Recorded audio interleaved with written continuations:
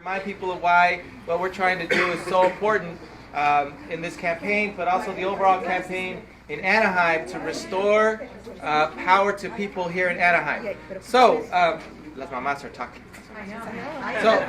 No quiero interrumpir. So we're trying to restore power to people. And in restoring it, we started 2 years ago, as many of you know.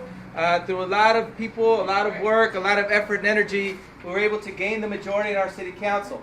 What happened after we gained the majority? We ended corporate tax giveaways to the resort industries or any other corporation that wants the people's money to build up their own profits.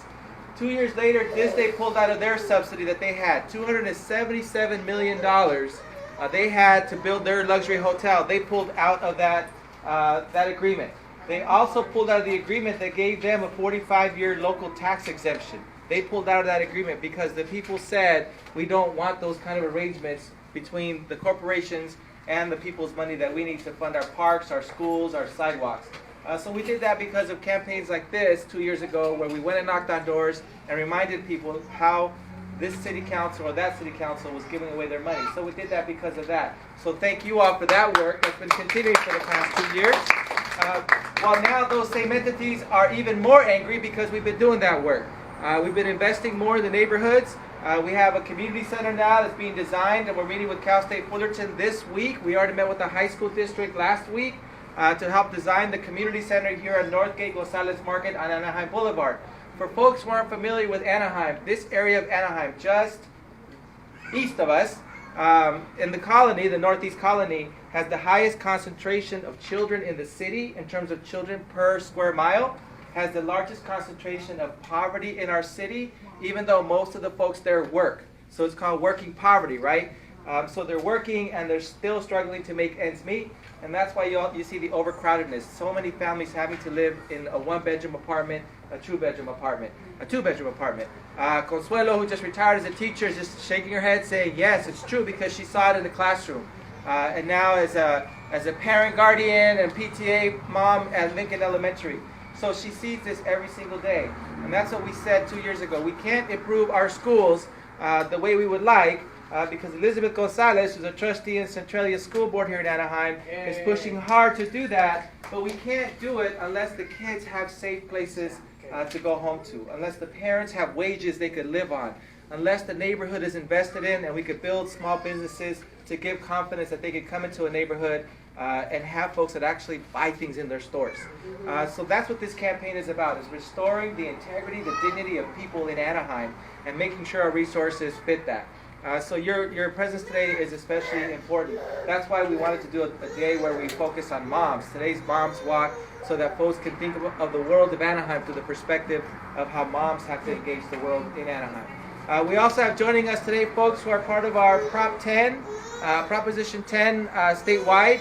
For folks who are not aware, Proposition 10 simply does two things. So don't let people scare you about Prop 10.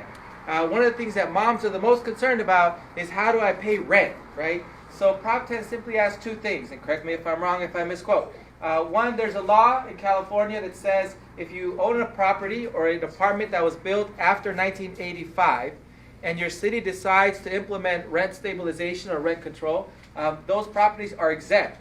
So any property built up to 1985 would then have to implement rent control or rent stabilization. But if your property is after 1985, they don't have to do that.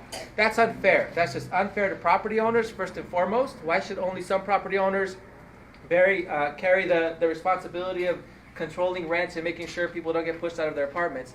Second, it allows and strengthens the ability of local cities to implement rent control, right? And that's especially important so that we have local control to determine what works best for Anaheim. So here in Anaheim, we know that we're seeing rents increase $300, $400, $500 a month for people in a 2-month period.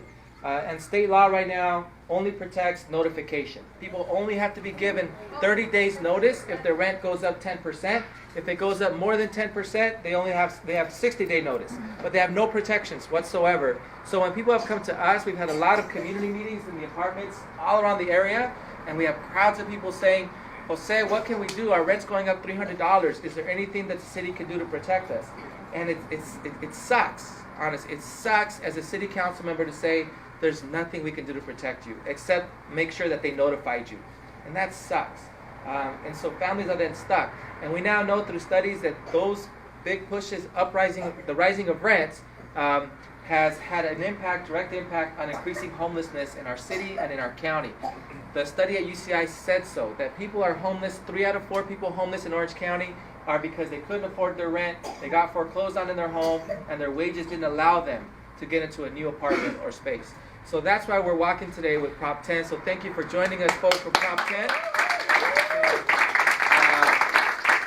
And Democratic Action, ADA, right? Americans for Democratic Action. Thank you. I know there's so many acronyms yes, out there, there right? are. So thank you.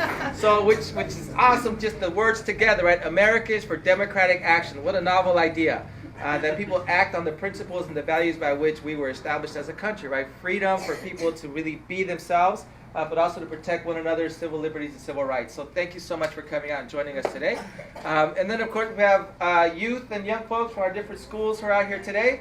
I won't shout out the schools because last time I did that, some rivalry started happening. And people started throwing signs and stuff. So I'm not going to do that today. Also, thank you, Jeff Letourneau, who is the Vice Chair of the Democratic Party for North Orange County. So with that, thank you again for coming out. Please keep sharing the word. Please let people know that the fight in Anaheim is a fight that we're seeing across the country. But we know that when we have people power, and although big money's coming at us, our opponent has already received over $100,000 for his reports, a lot of it from resort industries and huge developers. Disney just sponsored an ad for him, putting him out on social media, supporting his campaign, which fortunately for us, people know that Disney should no longer control our politics, nor should they control our city. And so while we want them to be successful, it shouldn't be at our expense. So in that regard, we're going to keep fighting and keep pushing and keep reminding the neighbors that absolutely we're going to win this thing through their voice and through their vote. So thank you for coming out again.